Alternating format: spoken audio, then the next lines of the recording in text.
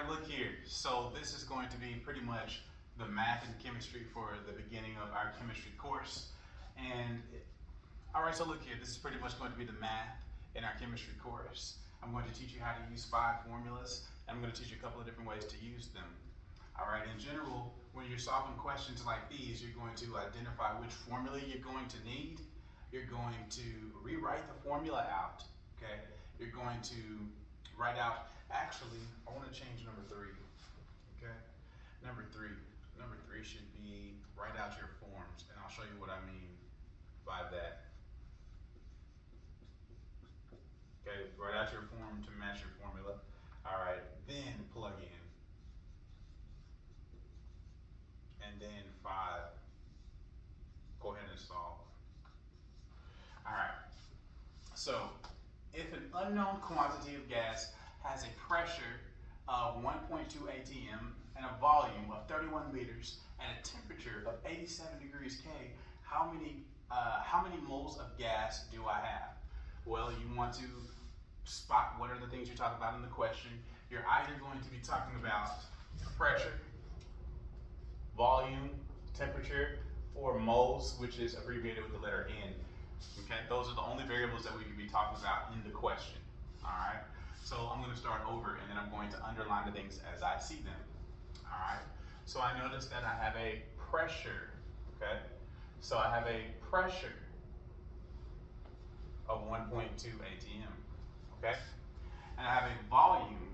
Okay, so I also have a volume. I have a volume of 31 liters at a temperature. Okay, at a temperature. I have a temperature of what? 87 degrees K.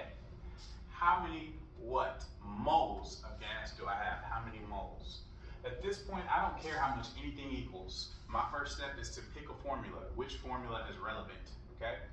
All right, so let's find that out by seeing who are our players. We have pressure, we have volume, okay? We have temperature, all right?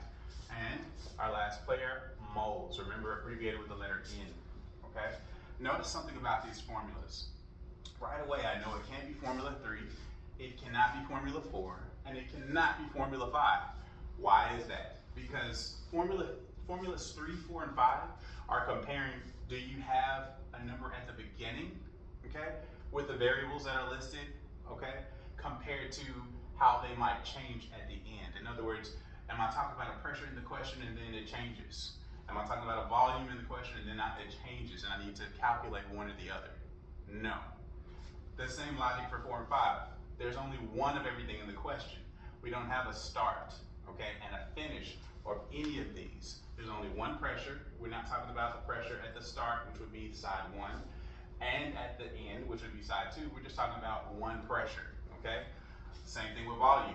I just have one volume. We're not talking about a volume at the beginning, side 1, or a volume at the end, side 2 of things. So right away, I know that formula 3, 4, and 5 are not relevant because these are talking about systems at the start, side 1 of each of those formulas, okay, compared to how they would be at the end, side 2 of each one of those formulas.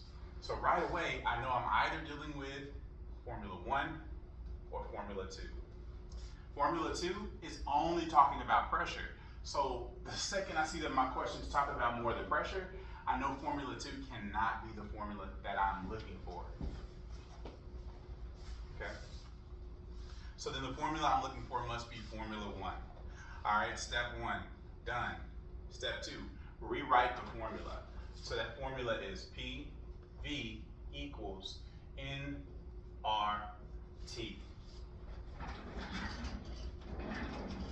Let's move this chair out of the way. All right, my next step after rewriting the formula is to write out the form. What do I mean the form? I mean write out the spaces. How do I need to set up my math to plug in my numbers when I get to step 4? I'm going to do parentheses, okay, for this formula, okay, to remind myself of my operations at the end. You'll see what I mean by that, okay? But I just wrote out the form. So every time I do this formula, this is how I'm going to write out my form, all right? Now, I'm ready to plug in, okay? If you're writing out your form underneath your letters or your variables, okay? All of these are variables except R is going to be a constant, okay? This tells you exactly where those things go. All right, so I can just go back to my question. The first pressure that I have 1.2 atm. 1.2 atm is the type of pressure. All right, volume, or the unit of pressure. I have a volume of 31 liters. 31 liters, okay? So I'm saying that 1.2 pressure and 31 liters, when I multiply them, it should equal however many of my moles are times my R constant times my temperature, okay? So how many moles do I have? Well, remember it says that is the question. So I'm just gonna use a question mark. In math, you might put like an X, okay? In order to tell you that that's what you're looking for, all right? R is a constant, which means it doesn't matter what the question is. If you're using the formula, R will be the same number. R is always going to be equal to 0.0821. So that's what we're going to plug in right here, 0.0821. All right? And lastly, the temperature. We're going to look to the temperature. In the question, the temperature is 87 degrees K. All right, a lot of you guys are probably used to hearing, when I just wrote it, 87 degrees K. All right, you're probably used to hearing degrees Celsius for temperature. Understand that if you are doing this formula, PV equals nRT, okay, the temperature cannot be in Celsius. So it's good that this is already in K, so I can show you this example without having to show you what you would have to do if it was in C, which is Celsius, instead of K, which is Kelvin. Okay, but since it's already in Kelvin and it's not in that old form that you're used to hearing, Celsius, I don't have to change that number. I can just use it like it is. All right, so then what we're saying here is 1.2 times 31 is equal to however many moles we have that we're going to figure out times 0.0821 times 87. I don't want to know, okay, this is basically telling me if I multiply those two things, all right, times moles, that's what it would equal. I don't want to know what those two things times moles equals. I just want to know how much are my moles? What do my moles equal? So what I'm going to do with that is, on the side that doesn't have the question mark, I'm going to put a division sign, which is the opposite of what it's telling me to do over here, multiply, and that's how I get rid of it over here. And then all I have left when I get rid of these two numbers is a question mark. That's how I know that that's what the question mark equals. All right, so all I do is I copy those two numbers on the bottom of my division sign that I wrote, 0.0821, okay, in the parentheses, okay, times 87, okay. All right, now I can put this in the calculator exactly like this. I can cross this out. These are no longer here, okay. So this is telling me that my question mark is equal to that. My question mark is equal to 1.2 times 31 divided by 0.0821 times 87. I could write that out like this. 1.2 times 31, okay? 1.2 times 31. All right, divided by the division symbol in between, 0.0821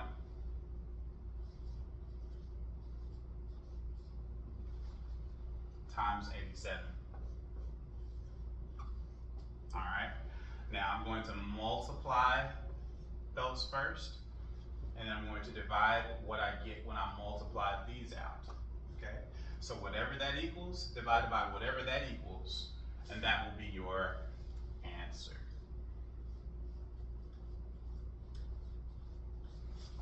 All right, this formula, okay, is the ideal gas law formula.